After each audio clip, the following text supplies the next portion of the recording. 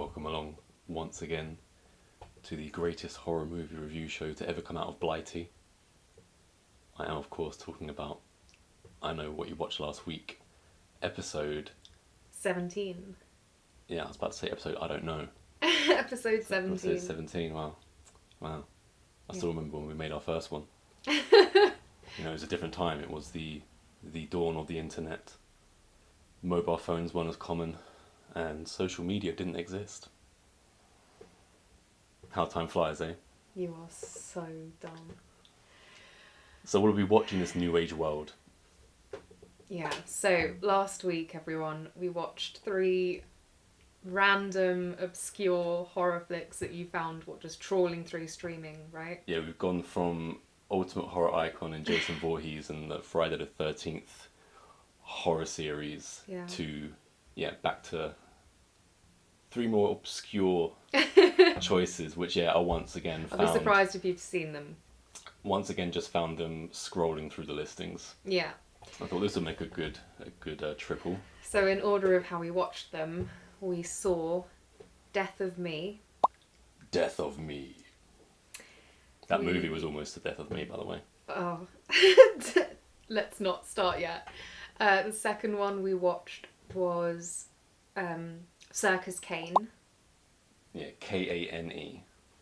And the third one that we watched was Blood Vessel. Blood Vessel. I don't know why the titles of all 3 of those have been really difficult to keep in my mind. They're not. Well, clearly not, because every week you always ask me what are the names of the movies we watched again, and this time you haven't come and asked me. Yeah, I had to remind myself though, because I IMDb'd them all, so it was in my search history. So you cheated. So you cheated. It's not cheating. We're still going to talk about what we thought of them. So what is in third, second, and first place for you? Well, third place was quite easy, and that goes to Death of Me. Nonsensical and boring, so yeah. And then second... Calm down, I haven't got started yet. Second and first were a little bit more challenging to decide, but I think I'm going to go with Blood Vessel in second and Circus Kane with the gold. Okay, I've gone the other way. So yeah, of course, Death of Me is in last place, followed by Circus Kane, followed by Blood Vessel in number 1. It was flip-flopping depending on which category I wanted to rank it, because one had better performances, one I just found slightly more entertaining. Going back to how long we've been doing this now, remember on the first one we had to fax over our episodes and stuff like this. Have we still got the old fax machine? We're talking months here, not decades. I think we should go back to the convenience of fax. And I think we should get on with the movie talk. Stop this nonsense. Imagine a world with no social media though. That's crazy, wouldn't it?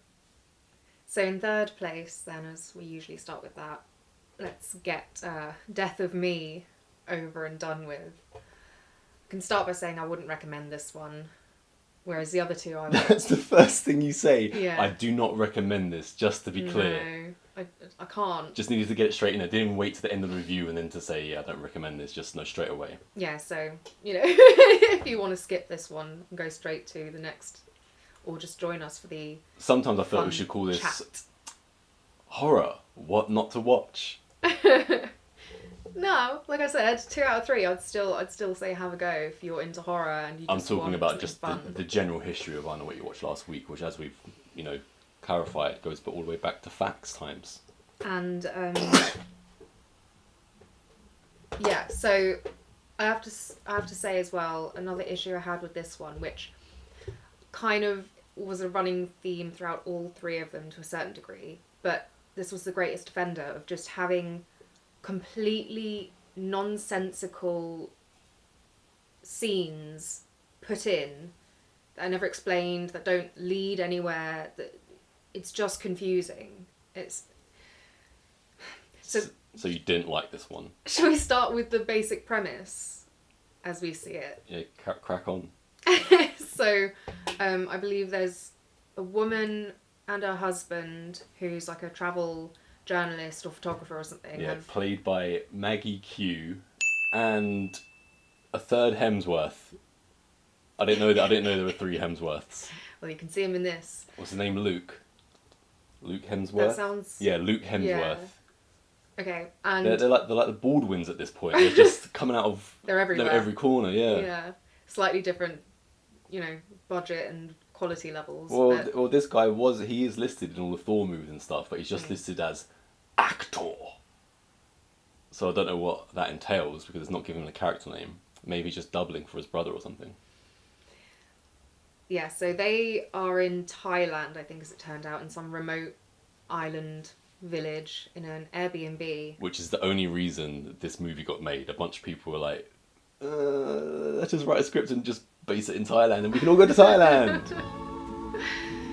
And it seems they were drugged at a restaurant, which they accepted a drink off of a server, and they lost their passports, they lost all the key things, so they missed their journey home, essentially. That reminds me, the reason that they can't complain about being drugged straight away or anything like this is because apparently no one in Thailand speaks a word of English. Most of the characters don't understand English. Right.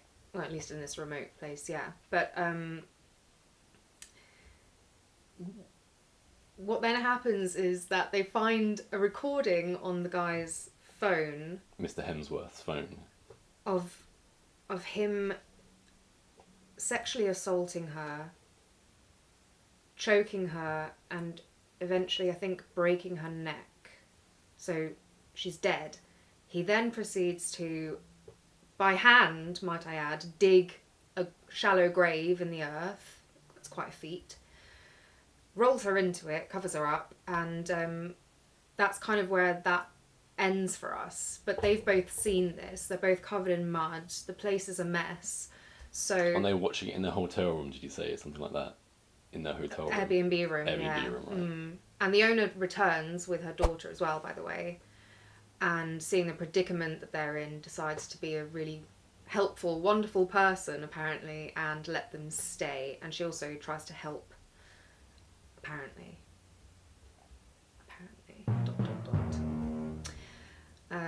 Do you want to interject anything yet? Well, you normally you complain about me talking over you, so I thought, this time I'll just let you go crazy. So rather than conversation, it's just going to be me spewing. Also, I must admit that you are reminding me of certain things. Okay. I know certain checkpoints and things like this. But yeah, you've got a clearer memory of this movie. My notes on this were very short. Well, I'll round off the main storyline then, so that the bits we bring up can be proven to be just pointless. What eventually ends up happening, it's got that sort of folk horror vibe to it, where on this island apparently there's a tradition. It's just like the Wicker Man. Of a female Not. Sacrifice, willing, by the way, to fend off any storms, and apparently it's been working for God knows how many years. And it turns out that the... I'm really learning a lot about this movie. Did you say Maggie... Q was her name, the actress. Yeah, she's apparently the willing sacrifice this year, and the storm is approaching. So we've got this impending doom. She's the Willem Dafoe. And it turns out that the Airbnb hostess is also in on it, and everyone's been lying to them. Everything's been leading them to this point of her being a sacrifice. But at the last second, she gets out, and it looked like to me the boat or whatever she was on got capsized in the storm that then came and destroyed the island because the sacrifice never happened. So that's what happens. So a lot really stuck in your memory. Normally when films are this dull, my brain just decides not to record. I think because I was thinking so much about what the actual storyline and premise and point of the film was, that to make sense of the things that, like I say now, just didn't need to be there, because I was like, well, is there a reason why we saw that earlier, or why he said this or did that? And it turns out there wasn't. So I've been like really bored listening to the storyline again, just like I was when I was actually watching it. This is what I've taken from the movie. Luke Hemsworth at the end of a jetty, in daytime, in beautiful Thailand scenery on the beach, with his guts spilling out at sunset. Mm-hmm. And the whole thing was just overshadowed by said sunset and the gorgeous scenery, which, when I say gorgeous scenery, for the most part this movie did not capture nice scenery of Thailand.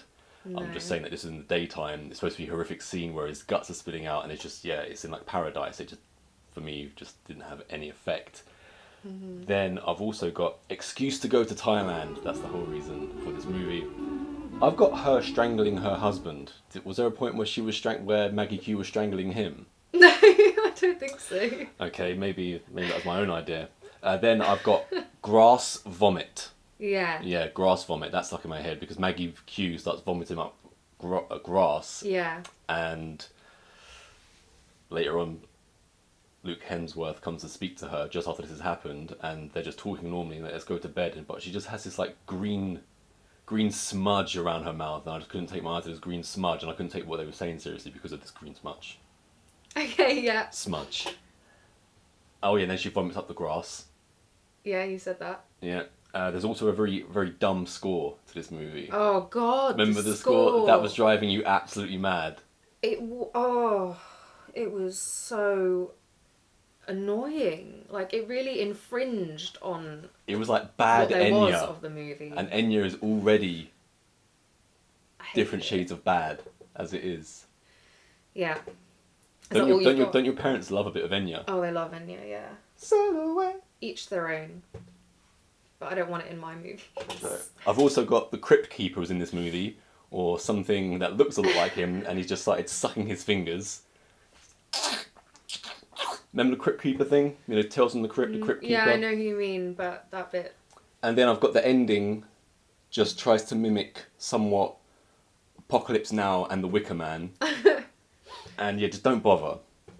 Also, this movie could have been retitled, Where is my husband? Where is my husband? Where is my husband? That was like half of Maggie Q's dialogue in this movie. Yeah. Well, that was supposedly why she wasn't leaving the island. But I don't understand how that The reason she had to ask it so much is, as I mentioned, no one in Thailand speaks English in this movie either. Well, apart from the Airbnb host. But anyway. How convenient. So now, before we leave this subject, I have to mention the things that, like I said, I still cannot fathom the point of them. One of them being, apart from this initial video we see that on the husband's phone, we also see random other clips. Like, she's got his phone at one point and she sees this clip of him doing like a selfie vlog style video saying, you know, in a happy tone about how they're both going to die gruesome deaths, which is right before the pier scene that you were talking about, by the way. And then after the pier scene, so she sees his guts ripped out, but then when she goes there, the lake is like empty and she sees loads of skeletons. There's a lot of like weird, what is she actually seeing? Everyone's lying to her, but there's all these random controlled supernatural elements that I'm assuming they've just the whole time been like, oh, does that make sense? Well, they've had a magical drink, so, you know, we can do whatever we want. But it made no sense. Like, why does the husband know all this stuff? He wasn't necessarily supposed to be in on it, as far as I'm aware. And then also, they open a sack into the woman's crotch in one of these like weird scenes, and we see like wriggly things, not entirely sure what's gone in her. And next thing you know, she's pregnant as well, and that led to nowhere. And I don't understand. They're like, oh, you know, maybe you're pregnant with the island's spirit or something, but then why would the island want her to die? All plot points lead to nowhere. It literally did nothing. It just confused me. And that's why I know the storyline so well, because all those things I was trying to fit into it, and they just don't. I'm pretty sure when I checked, it took 3 people to write this movie. Maybe all 3 of them were going for a different movie, and then they just kind of mashed it together. That always seems to happen. Yeah. So this film was directed by the guy that did Saw 2, Saw 3, Saw 4, Spiral, the one with Chris Rock and Samuel L. Jackson in it. Yeah, I'm just laughing because of the fact that Saw movie stars Chris Rock and Samuel L. Jackson. It's just not expected. And going back to Saw, so the first Saw movie is incredible. Just a brilliant movie. So when the second one came out, I was really excited. And this is I didn't care who directed it, who wrote any of this at this point. I was too young. And got it on DVD, put it on, and I thought, it was okay. But I thought already the Saw franchise is going to go down the toilet because it's gone from something serious to pretty much from number 2 onwards, you can just like smush them all together, pick bits here and there. You essentially get kind of the same movie. I'm not knocking it because I do, somewhat enjoy it, but it just took such a plunge. And then I saw number 3 anyway, and by the time I'd seen number 3, I was already done with Saw, even at a young age. And I thought it took me a long time then to see number 4, 5, 6, and so forth. I just watched when I had nothing else to do. I thought I'd catch up on these.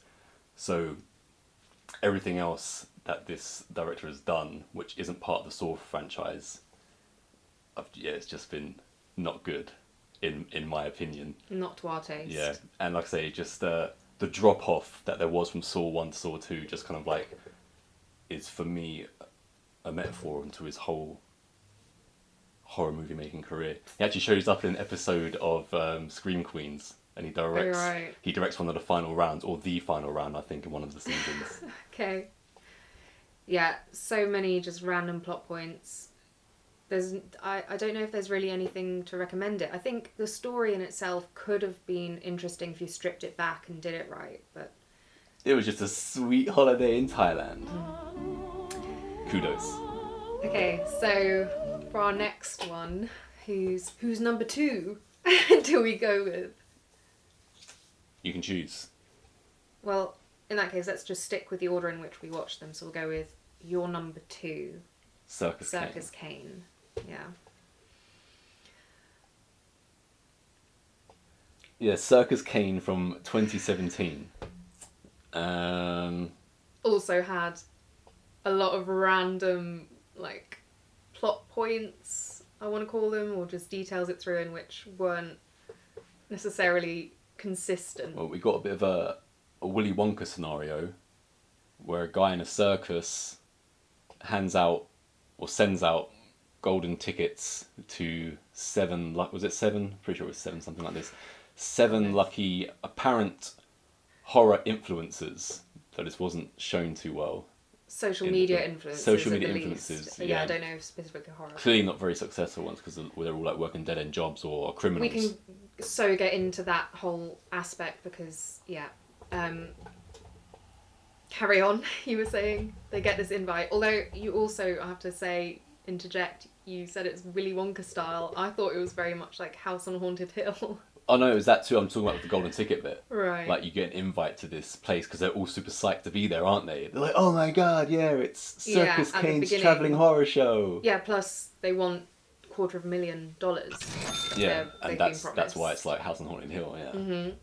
And it also had those like escape room Hill elements, but we'll get to that. I'll let you continue from where you were. So they get this invite. Yeah, I don't really have a summary of the plot. Oh, okay. Again, I've got more to say about this movie for different reasons, but it's not really from beginning to end. On the plus side, this one, before we get into the details, had a lot of elements I did enjoy. So basically, after they get this invite, they all go to this remote location. They've been drugged, I think, as well, so they don't know exactly where they are, but it's in the middle of nowhere. We've got an ensemble cast, and one of them, so they all get introduced. I'm going to cut you off. Yeah. And because I want to introduce you or remind you of your favourite character in the movie, the cash exchange shop worker, Big Ed, who said stuff like, I'm Batman. Remember that guy? And he also did... Oh, I remember. Your absolute favourite, a Scooby-Dooby-Doo impression. Mm-hmm. I started poking you when it was happening. I was like, oh, yes, look, I know look, you did. Look, it was really annoying. Scooby-Doo. Big Ed's doing Scooby-Doo. And along with Big Ed, we've also got Jonathan Lipnicki. And it was quite jarring for me to see Jonathan Lipnicki, as I haven't seen him since he was a 6-year-old in Jerry Maguire with Tom Cruise and Renee Zellweger, and now here he is as a full-grown adult man. He played the character Scott, kind of one of the main-ish guys. Right. Blonde hair. So I've got a bit of a Lipnicki watch on my notes. Was that the guy who was like one of the final 2? Yeah, final 2, final 3. Yeah. Okay. I feel like we should probably give a tiny bit more backstory, because we've said that these people have been invited to this random house, but we haven't actually gone into by who, which is... Well, Circus Kane. Yeah, which Balthazar Kane. Balthazar Kane, who is a famous magician, and he's got his own like travelling circus. They made it look like it was supposed to be in like the 1800s, but they kept talking about the 80s. So it's supposed to be in the 80s. And you get like little flashbacks. Wait, this movie was supposed to be in the 80s? The Circus Kane flashbacks, when you see him with a little kid. Oh, right. I thought we meant the whole movie then for a second. I was like, well, how have I missed that? No, absolutely not. So the flashback Okay, yeah, scenes the where you flashbacks. see the big, like the story of who this magician is in his travelling circus, and he's got this little kid that he's getting to call him father, but I'm assuming he's adopted. I've got to as be child? honest, even these scenes with the kid in, which is supposed to be apparently the 80s, I was not getting the 80s from that. That's either. what I said. Were you listening to me at all? I said they felt like 1800s or something. Yeah, because there's something else in another movie, well, the next movie we're going to discuss, where I've also got to discuss time. Yeah, well, so that was apparently the 80s when he was in his heyday. And he's, What? like, I think, yeah, I know. I thought it was like 1939 or something. Yeah, and like I said, I thought it was 1800s. But yeah, apparently they kept saying it, so I'm certain it was supposed to be 1980s, because there were 2 of these influencer types who were like big fans of his. Big Ed. Big Ed and the... I don't remember the character's name. I remember there's a horror movie Scream Queen is Yeah. part of the ensemble. Wasn't her. Jonathan Lipnicki, Wasn't him. right? Then The like gamer guy who Gamer you see guy. at his like computer when he first gets the invite. Yeah. I'm a growing boy. Oh, that guy. Yeah, Yeah, that guy's name is his character name is Billy. Billy. Yes sir, yes sir. Oh yes sir. That guy. Yeah, that guy. So Billy Yes sir. is a super fan of this Balthazar Kane guy, and the one who does all the impressions that you already mentioned just is one of those like general nerd guys, I think. What's who the knows a yes bit of sure, everything. yes sir, him doing an impression, or was that just that pretty sure it's just his character, right? No, that was just Billy, Yeah. wasn't it? I thought you were trying to tell me he was doing an impression of someone. I was like, No, the other guy impression who of does who? impressions. Big Ed. Stick with it, Johnny. Big Ed. Your favourite.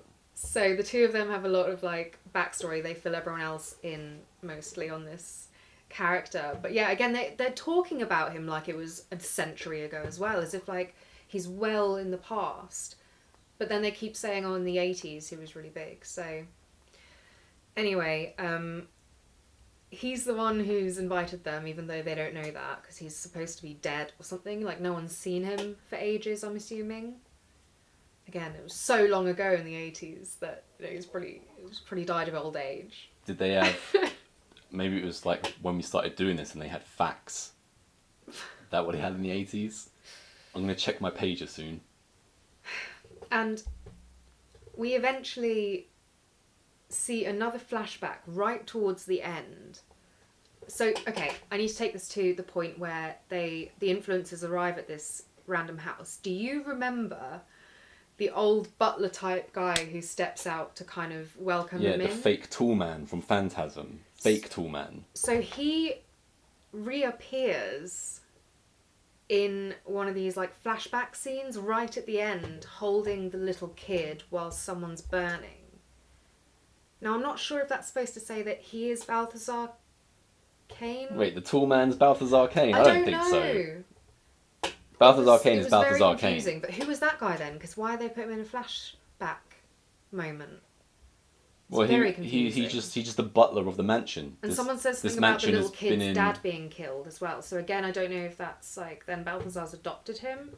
This is what I'm saying. There were so many random plot details that weren't weren't clear. They were just thrown out at you. I thought it was a pretty straightforward movie. Just a bunch of people get invited to a mansion horror house where they get offered X amount of money, 250,000, to make it through the experience, and one by one they're knocked off by different horror characters. And when it all begins, they've got one. So they walk into the mansion for the first time. They've had their introduction, all this, and they're behind a glass screen. And one of the participants, one of our main ensemble, is now in one of those classic magician boxes where he's about to be sawed in half, and a clown pops up and a jester pops up, and they saw this guy in half. And half of our people watching it, half of our ensemble cast, are thinking that it's real and freaking out, and the other half are saying, this is just part of the experience, let's just carry on. Obviously, as we know, this is a horror movie, he has really been sawed in half. Yeah, and it carries on from there. Great, now I'm jinxed. Carries on from there. And that they have to do kind of... There's a big element of Saw in this movie. I was going to say... in a really stupid way. It first reminded me of House on Haunted Hill. They with even the whole have a thing invite and money. they even have like a little doll that scoots in on a little scooter at the end of the movie. Yeah, I think it's Billy just a from scooter, Saw. there's no doll on it. There is something on it. I've written it down. So apart from House on Haunted Hill... So that makes it official. Then it reminded me of Saw actually more because of the intro video. There's like a poo There's video? There's a pre-recorded video. It's a scat movie? This is not Centipede. There's a pre-recorded video which reminded me of Saw. And also, that was supposed to be all sly and like, you don't realise till much later that this audio doesn't sync up with the video. I'm like, it was so obvious. It was so obvious. That wasn't well done. And then it had that whole classic escape room vibe to it. Yeah. Because obviously, as you mentioned, they're going room by room with different types of obstacles and scares in place, and they get progressively killed off one by one in quite gruesome ways. I thought got the gore, this movie, starting with the chainsaw through the guy in the box. Back to the Saw though, we've got Jonathan Lipnicki and his and the horror Scream Queen character. And when they've just seen their guy get sawn in half, they go to this room which splits into two, and they have to pick a ticket or something like this, and whatever number they get is the number of the door they go through. So some people just go into a room with barbed wire, which again is directly from Saw. I don't know if you remember the barbed wire scene in the first one. Yeah. And the guy's got to light his way, I think, as well, while he's going through the barbed wire, possibly. But anyway, barbed wire shaken straight from Saw. But on the other side, there is this god-awful CGI medieval swinging saw.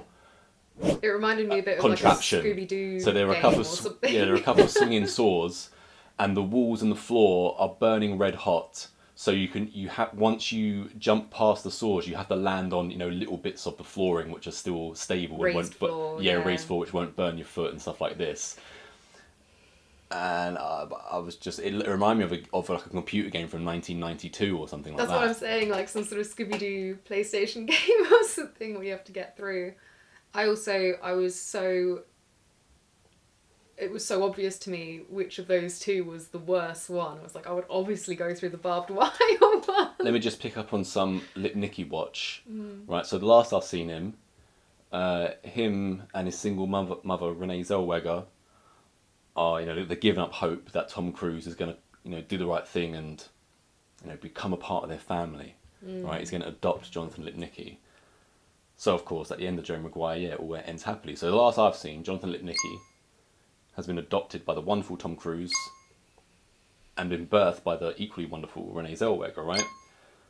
And it turns out I see him just 20 years later, and the first thing out of his mouth is like, "Oh, I owe some people some money." I'm thinking, "Oh, that's already like suspicious. What's he been getting up to?" And then he starts saying that he used to steal stuff, and I'm thinking, his poor mum Renee Zellweger and stepdad Tom Cruise, they've raised him right. And then he goes and lets himself down even more by saying the word shit.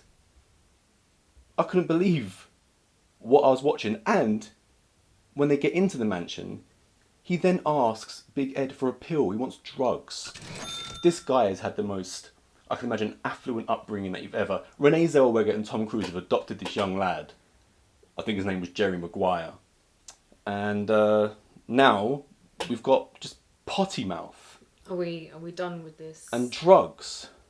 Are we done with this? Do Renee and Tom know about this? You can go now, because I'm incensed. I can see that. Yeah, so it started off, I thought, as a non-supernatural Saw type movie, but then you get these elements that start to make... And because Jonathan Lipnicki has turned into a dirty thief, this helps him in the movie because he has to he has to break into a lock in one of these Saw challenges, doesn't he? Yes, he does. Yeah.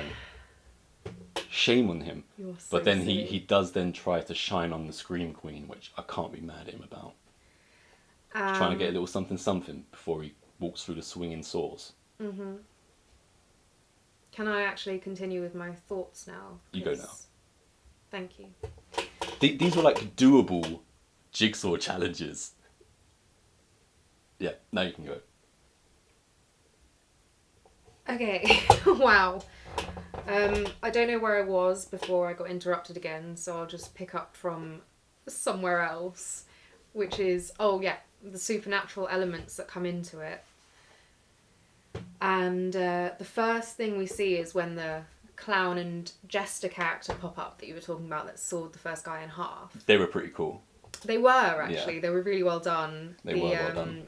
Like the makeup effects and everything were brilliant. Mm-hmm. They were pretty menacing, I thought, as well. Yeah, and I think the performances definitely were really good for it as well. That's what I'm saying. There were some really great elements to this. In fact, the first time the clown came on, because he's the guy that saws the first guy in half, I thought he was just good from the off. Yeah, he was. Yeah. Because he does like a whole spiel before you actually see the kill. With like plastic fake weapons and stuff, and like, is it funny? But he looks quite... I'm not entirely sure about the sound they put to him. Like, sometimes they got a bit just annoying to me rather than, chilling or whatever. But yeah, that's just a small gripe. So they are clearly, by the end of this, we see they're clearly like some kind of supernatural being, because they can just appear in different places. Like, they go through the barbed wire room in a split second, which leads to one of the dumbest deaths in this film, but I'll get back to that in a second. And they've got, like, the clown has this abnormally huge, like, mouth with horrible teeth, and yeah, they're just clearly supposed to be from some other world, I think. Yeah, and then Lipnicki says at one point, "There's too much bears." So I imagine that he went to a private school, so there's also no excuse for his poor grammar. Too much bears? Yeah, there's a scene where he's just crawling around somewhere and he says, "There's too much bears," which is not grammatically correct. You're missing the point, Karen. I'm saying he's been brought up by Renee Zellweger and Tom Cruise the last I've seen. So leave this dumb joke behind He's clearly already. gone to a private school and he's saying things like, "There's too much bear." I might just cut all this out in the edit. Awful. Cut all of you out. Okay, so let's get on to one of the best bits of this, which was, the silly / gory deaths. We've covered the guy in the box. Then we get, in one of the rooms, there's one of those, like, strength hammer funfair things. I don't know what they're called, where you have to, like, hammer it really hard so that the ding-ding at the top. Test your strength machine, yeah. That's Big Ed who gets his head caved in. You've just gone straight to it. I was going to say they couldn't do it with anything. They were looking for a mallet, and then next thing you know, Big Ed has just fallen onto it with such force. So not only does it ding, but his head is caved in. So you see all his like brain coming out. There were some good effects. Yeah. The brain getting smashed in. That was good. Which just, again, puts the swinging saw CGI to absolute shame. Yeah, the practical effects were really good. The others not so much.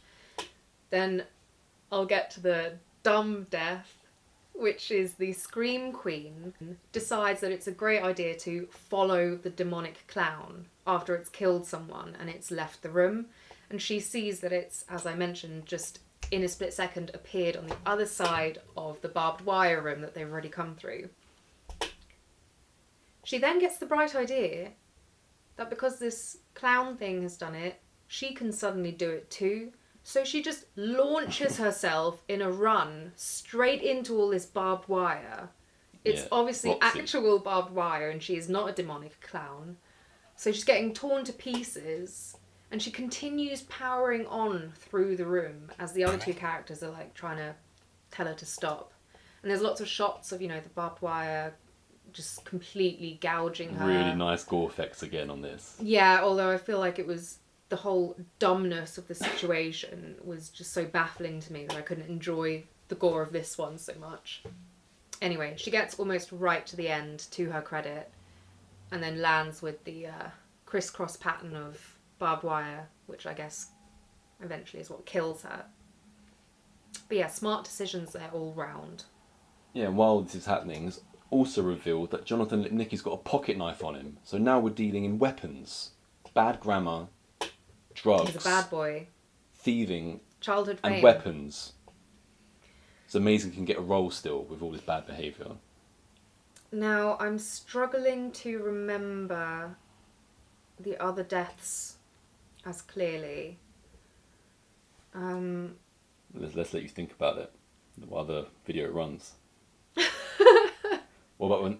So I'll give you one. The clown bites off the yes sir man's fingers off and then puts an axe to his back. Yeah, I was thinking there's an axe to the back. It was at the bit when they're looking for like a key or something to get out of the room and the clown is disguised amongst a bunch of soft toys. Yeah, and when again they have to get the key, which is stuffed behind a dead, severed head's eye or something like this. So they have to dig into the eye and pull the key out, and it was very nice when they pulled the key out with this entrail coming out. That whole decomposing head. Again, putting a key into a dead part of the body is very sore. Is sore from the first one again. In the eye. And it was by the way, a jack in the box was placed on top of the tricycle, which rolls in, like Billy rolls in the Saw franchise. Right, yeah. Straight plagiarism at this point, pretty much. Great practical effects, like that head when he sticks his arm in to try and find the key and everything was, really well done. As we get further into the rooms and towards the end, we have completely foregone the most important bit of this movie. And it's part of Lipnicki Watch, so I'm afraid you can't cut it out. And it's towards the end, and he's now getting into a fight, right? So fisticuffs. Anyway, he's got the better of this guy, and before he lands the final blow, before Jonathan Lipnicki lands the final blow on his victim, he says, and I quote, "Shalom, motherfucker. Shalom, motherfucker." Yeah, okay, so and then it really got me thinking, I know that Tom Cruise is a Scientologist, so has he also grown up with his stepdad Tom Cruise and just rejected his faith and gone Jewish? Because otherwise, why is he saying that? How does he know that word?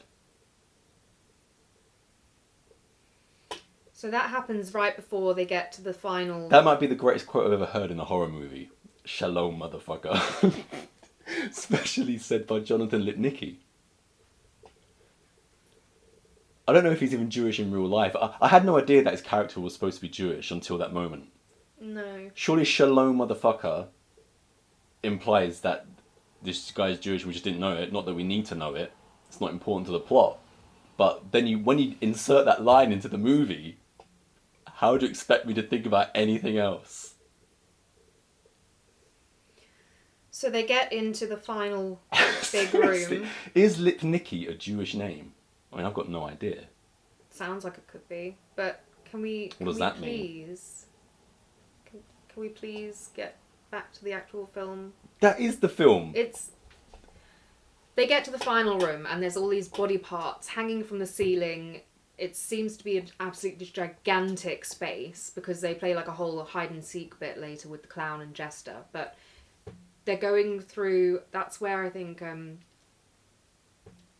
the final real deaths happen. But they've gone through this massive chamber to a small space where we find the reclining body of Balthazar Kane, who is now some stitched up Frankenstein monster thing on some weird gas medicine, which he then takes massive puffs on before he decides it's time to go on a rampage So and kill them. they've really thrown a lot at the character of Balthazar Kane, and none of it sticks. He, as you just said, he starts just inhaling, let's say, oxygen, helium, whatever he wants to be taking. It's got something special in it, I think. Yeah, because it makes him powerful, doesn't it? Yeah. And what did you make of his, his little jingles and stuff? It was... The character was so dumb. That was so dumb. I almost feel like this film would have been better with just, just the clown and jester and the escape room feel. Just have it be one of those films, because it was so random. Because they really have him going off on these monologues. Mm-hmm. And well, he's a performer, isn't he? It's mind-numbing. The dialogue is mind-numbing.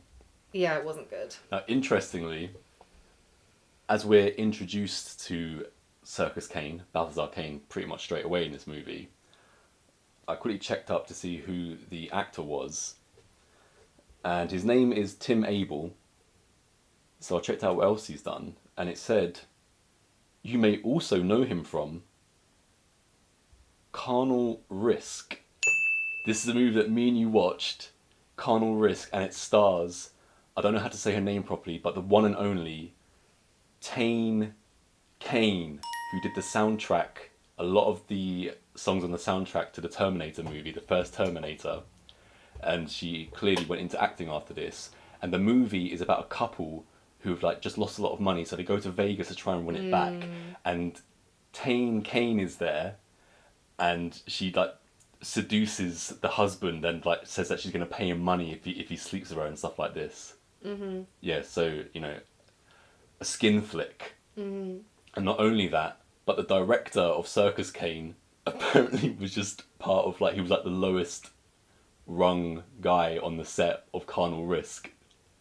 So there's a double Carnal Risk connection. And yet they still did a better job than the Saw 2, 3, whatever director. Which is anything would crazy. Be amazing. Tane from the Terminator soundtrack is a 10 out of 10.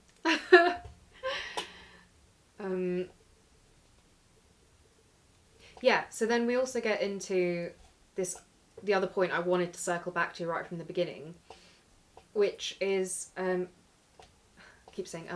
which is that they believe when they're invited to this house, to this event, that it's because they're all influencers. They talk at one point about the thing they have in common is how many followers they have online. And it seems to be, the insinuation is that they're supposed to be, I guess, streaming or posting about this to their followers to build the Circus Kane fame. But I think there's one scene in the entire film where one of them films something, and that's only because it's a plot point. They go back and watch it again later. No one else has their phone out throughout this, which normally I would love, but if the whole point is that they're influencers, why was it there in the first place? It makes no sense. They're not doing anything. Yeah. So Arthur Shalom, motherfucker, Lipnicki is stabbed. He's gone now, so I've got nothing else to say about him, right? But, if you walk on the wild side, you'll end up dead, no matter who your parents are, even if they're Tom Cruise and Renee Zellweger. So anyway, our 30-pound short built more atmosphere than this movie. There wasn't any atmosphere to this movie, anything like that. There was no rhyme or reason to any of it, and not in a good way. They called Circus Kane the monologuing monster, because as I said, he just goes off in his monologues, and they're just horrible. Absolutely horrible. It's not and they good don't writing. Really add to the story. They don't. There's a lot of him supposedly explaining the reasoning, but I still, at this moment, have no idea what the actual point of all of it was. There's also a part in the movie where there's about 20 minutes left, and someone gets off the phone after calling the police, and the police say, "Oh, we'll be here in 2 hours," and then 10 minutes later, the police show up. Even in the movie, clearly 2 hours hasn't passed, and as the cops show up, Circus Kane is walking down his steps of his house, and he starts mocking the policeman with, again, you just have to listen to the dialogue yourself to believe it. And he basically just keeps repeating himself. And he finally gets brought to his knees after being shot or something like this, and he's looking into the camera all, seriously. He's like, magic is sacrifice. It's like they tried to make this big announcement, and at the end of this movie, a big statement. And after seeing him monologuing before, it just had no effect whatsoever. But that also, it didn't make sense. Like I said, it progressed into a supernatural thing with magic. Yeah. Because at the beginning, in the flashbacks as well, like when this adopted child or whatever is there and it's like, oh, I want to learn to do magic. And Balthazar Kane's going on about how it's all about, deception, which is, what magicians do, but not supernatural, like actual magic, I would have thought. Yeah, but then it goes into that, and that's, I'm assuming he's the one who's conjured the clown and jester or something, and he's almost immortal, because they do try and kill him a few times and it doesn't really work. Back to him constantly talking in rhyme. When the girl turns into also a Circus Kane in the movie, you know what I'm talking about? Yeah. Yeah.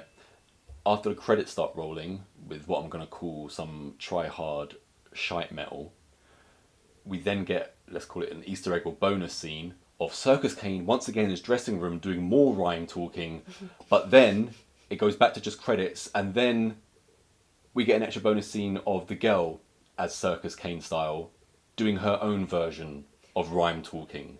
Yeah. You're making me feel like you don't know who that girl was. Well, she was the main girl, right? She was the one who we're led to believe was a little boy in the 80s. Yeah. The one that he'd adopted.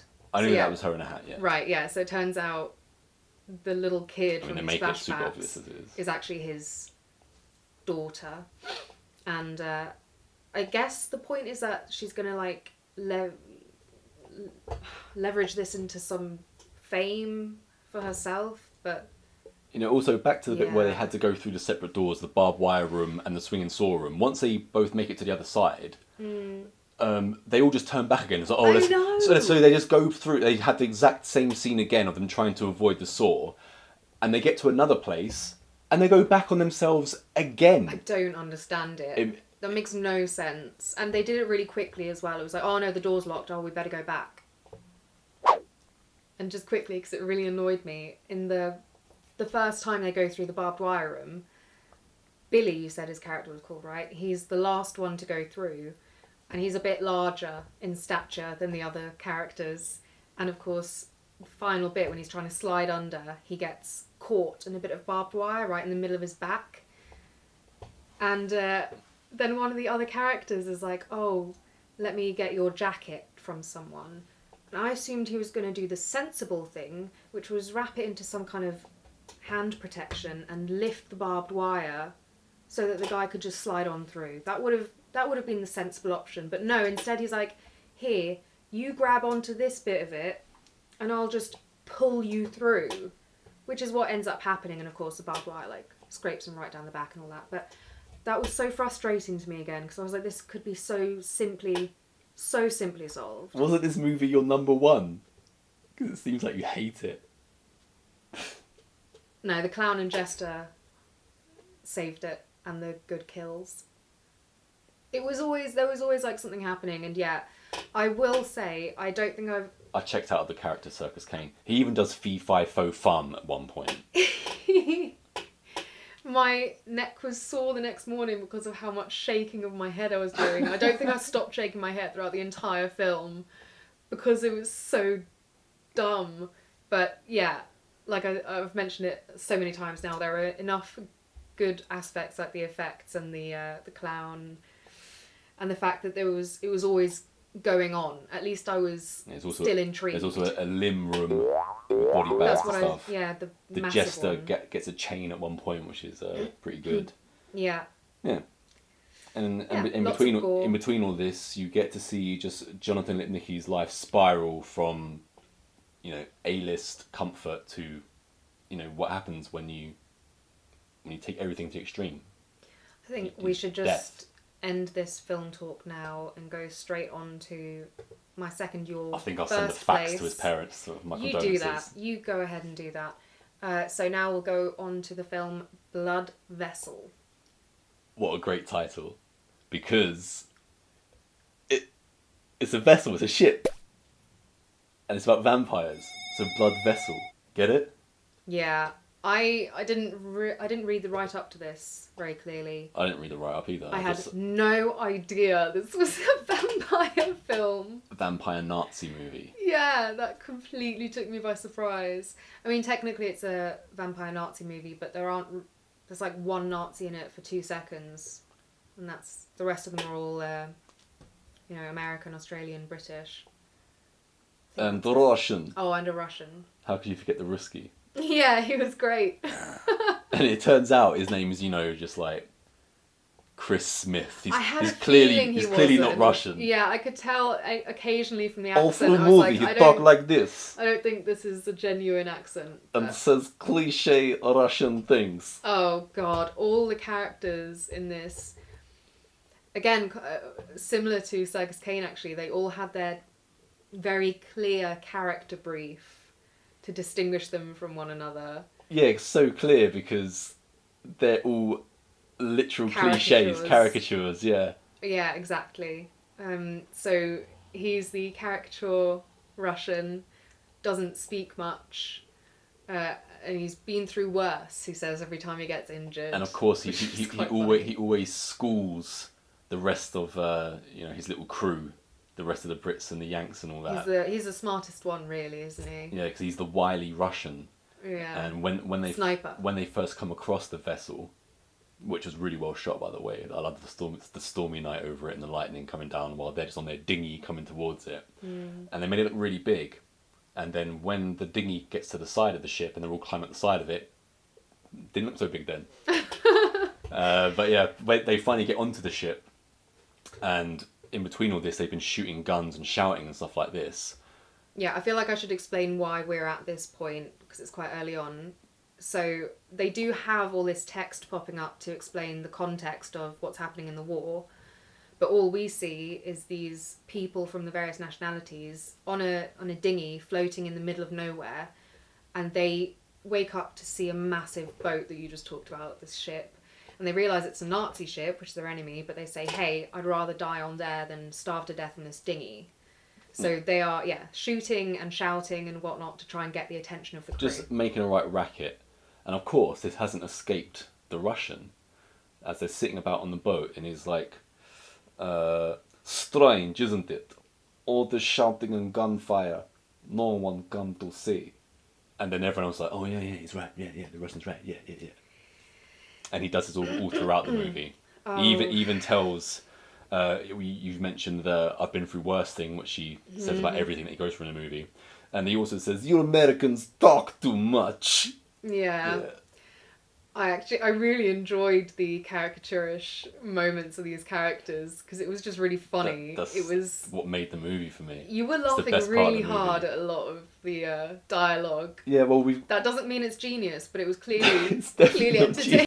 Yeah, it's definitely not genius, but still funny all the same. So we've got one of the English passengers of the dinghy, who's been in World War II with the rest of them. He's apparently an antiques dealer back in his regular life, and they've got him on the boat despite him having a broken arm. So when they get him onto the safety of the boat, so-called safety, someone says, "Oh, we've got to get him a sling for his arm," and this geezer goes off. And he comes back with a Nazi symbol flag, and he goes, "Here you go, courtesy of the Führer." And then he throws it at the other Brit guy's got his broken arms, and the broken arm guy's like, "Not exactly my colour now, is it?" Yeah, small little dumb moments like that were really entertaining, and there's a point later on, we'll get there. The Aussie character's might as well be without the little corks and a Crocodile Dundee hat all throughout this as well, and pretty much the third word out of his mouth is "mate." Yeah. I think this was filmed in Australia, actually. Yeah, it was directed by an Australian guy. And the British female character, the nurse in this, is the only woman, by the way. I think she's Australian, actually. Hi. But, she did the old English accent. I was going to say the English accents were a bit grating because they were so precise. It just reminded me of Home. the typical Englishman walking down the road. I hear that all the time. Yeah, of course. Yeah. Yeah, but... Oh, and also I thought she was a really good actress.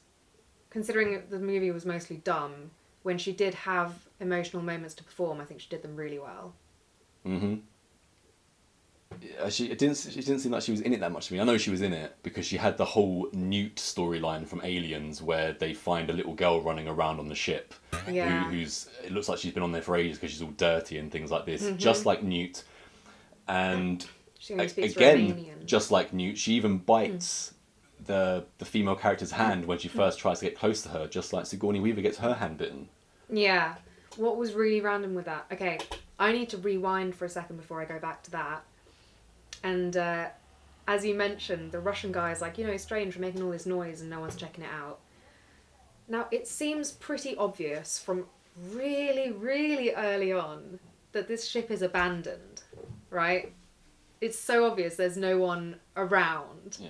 It's like ghost ship. And yet they still keep being like, oh, careful, don't go around the corner, there might be a Nazi there and stuff. It takes them such a long time to realise, even after they start finding dead bodies. Yeah. And the other weird thing, so I'm going back now to the girl, the very first time we spot her and she's scuttling around, she's got one of those like gas masks on. Yeah.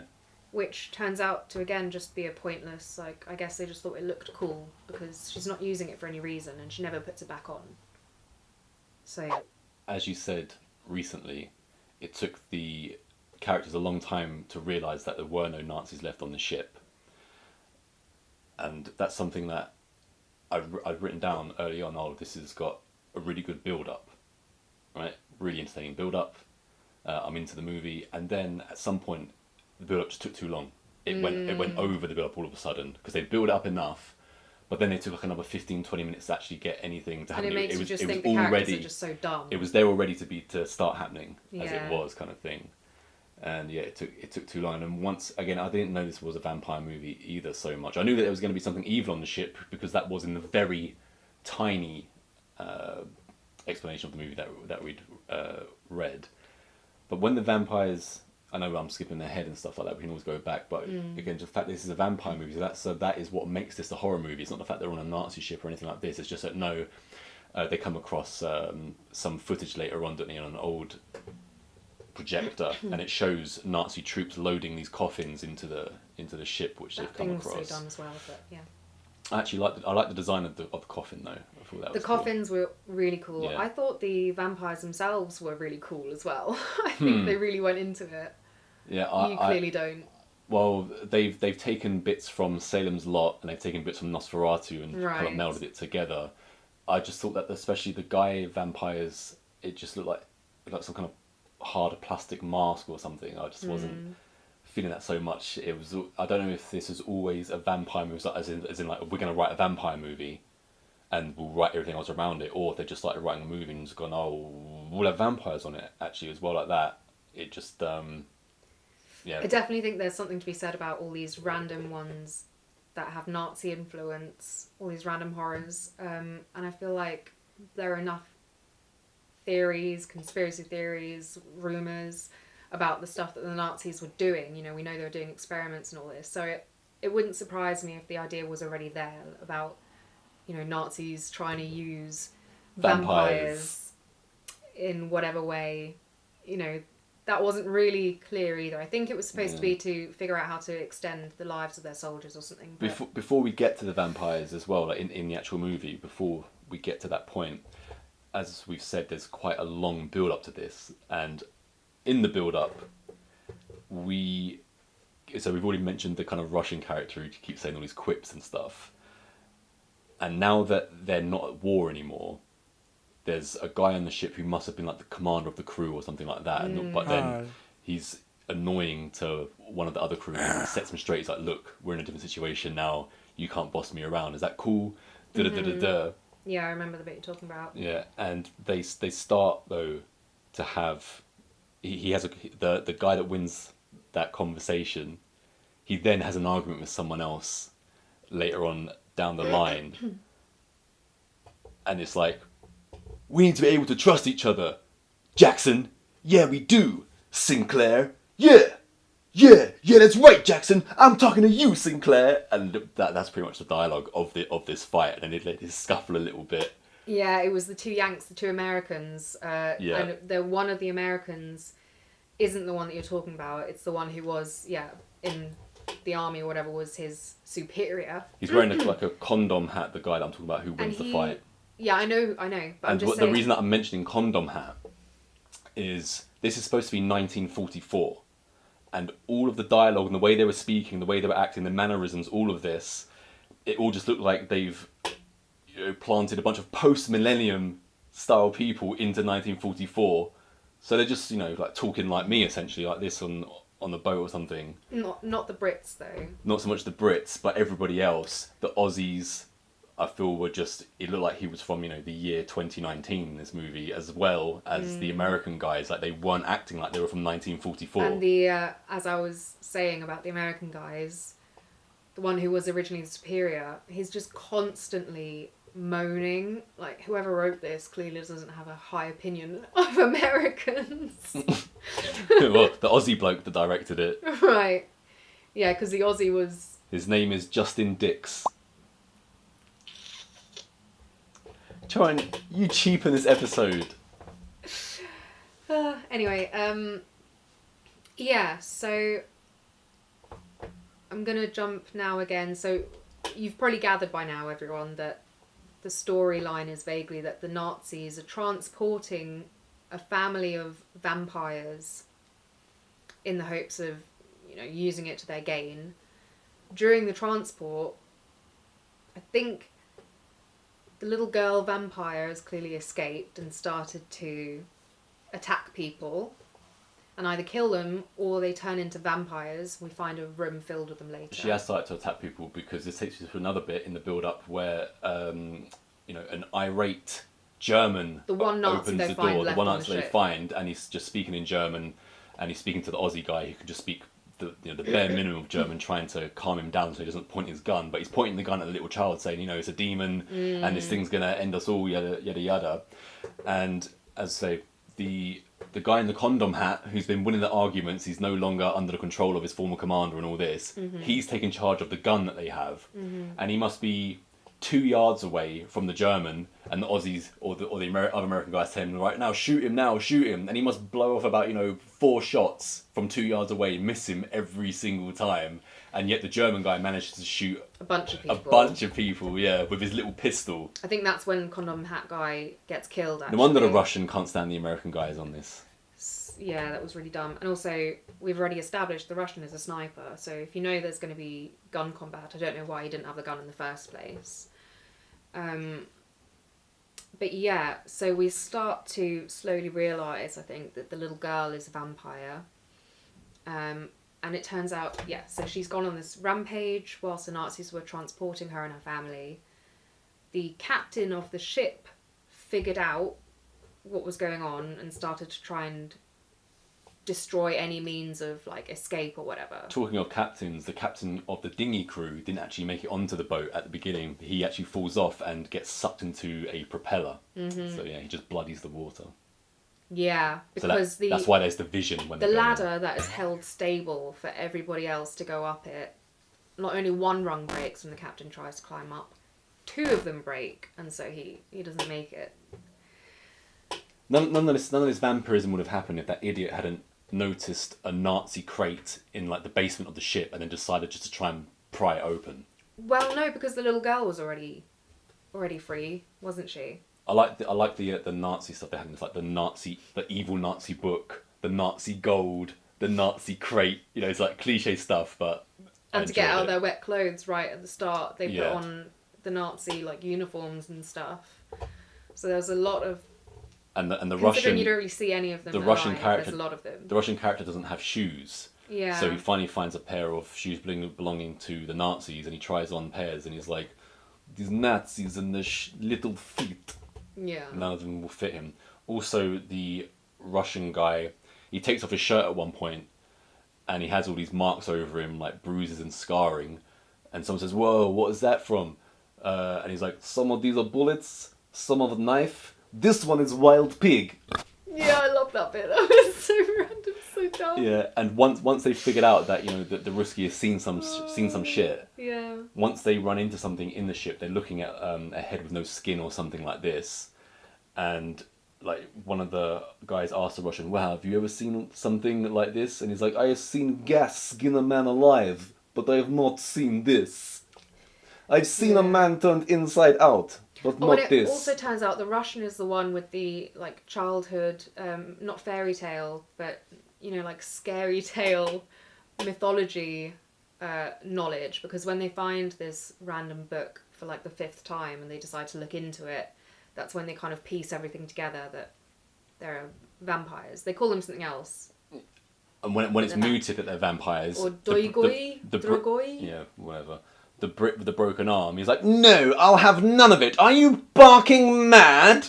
Oh god, it was like, Because that's how we English react to these kind of situations. It's a little bit actually like John Travolta in Fanatic doing his poppycock. Yeah. Then he's like, "Ruddy bloody Nazi ship, are you certain?"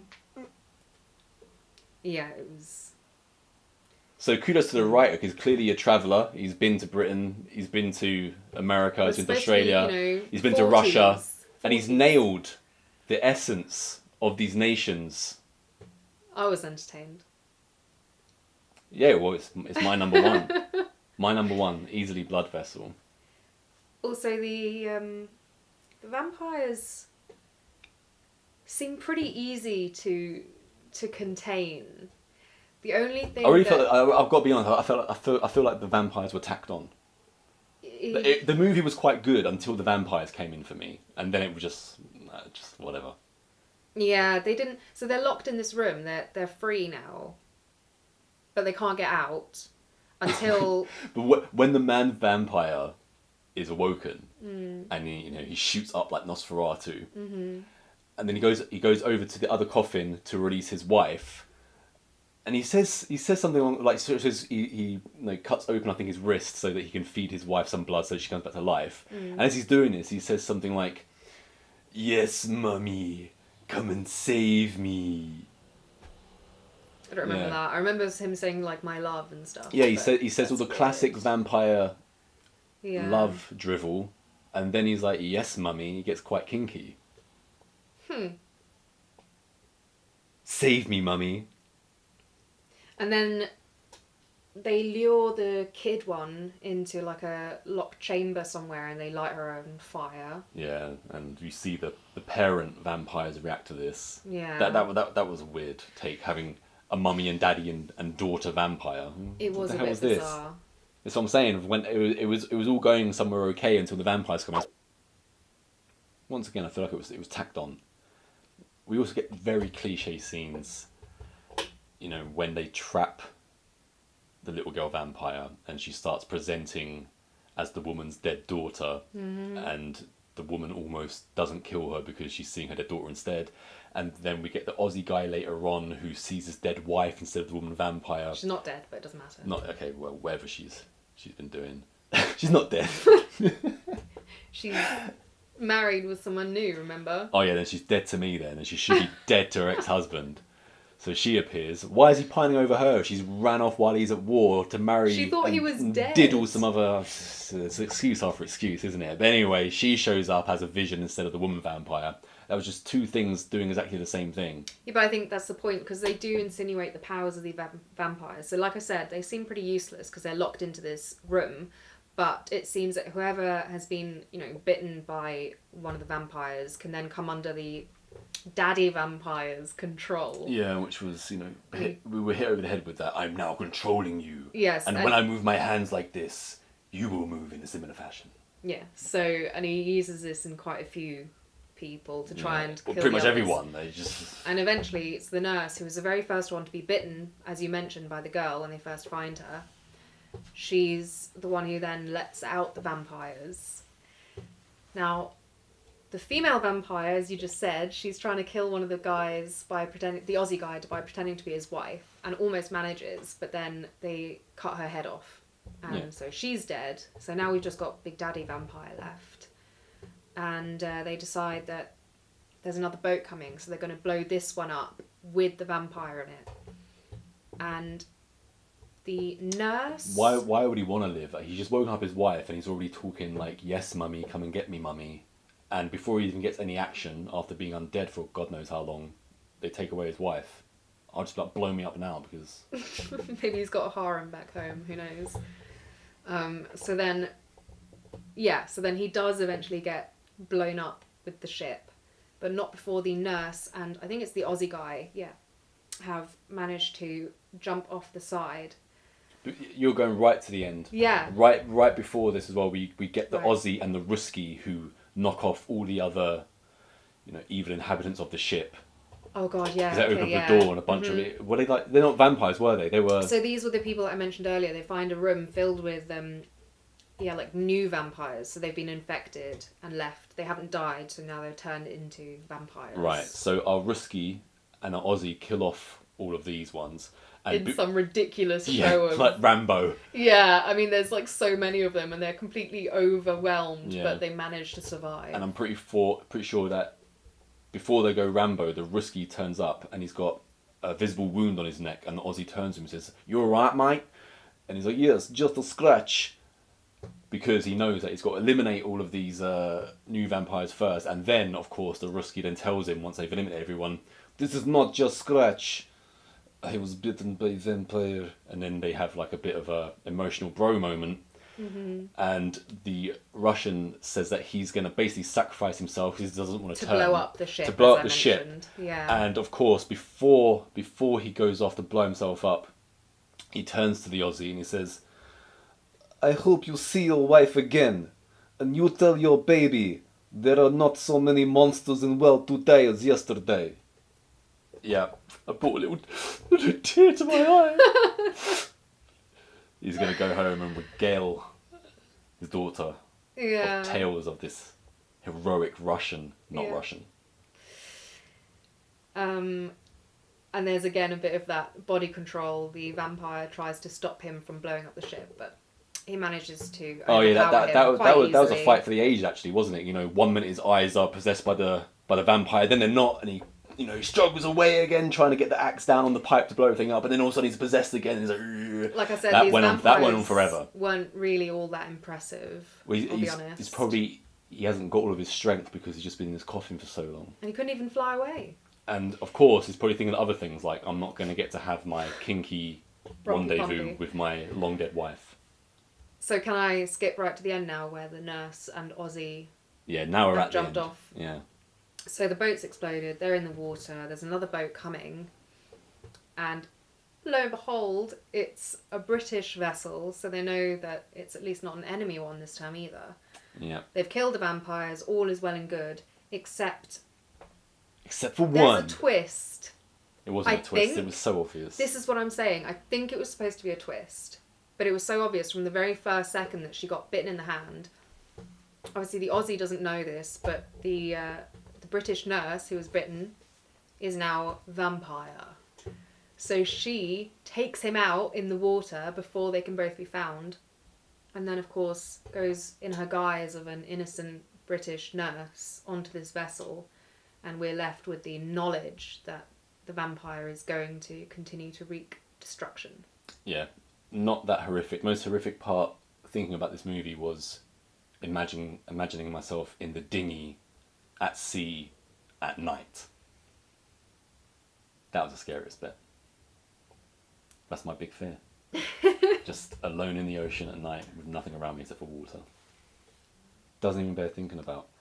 So if you like a movie which brings cliche caricatures to Aussies, Englishmen, Russians, and possibly vampires, this one is definitely for you. The teleplay was really nice in this movie. Really dumb, but entertaining. Yeah. And it just is there now. Is there a hole in the industry? Because obviously, Hollywood and I guess Europe, most of Europe aren't taking on new Russian actors. So we're going to get more people like the guy that played the Russian in this. And if they can do a dead-on Russian accent like I do right now, do we get a big chance to be in movie film? Yeah, I really apologise to anyone who's got an actual Russian accent, because that... I'm celebrating it. That was not quite... Can you do a Russian accent? Maybe, but I will not put myself in the spot Your right one now. better than my one. Comrade! Who knows? Maybe Comrade! one day we'll find out. You are puny little woman.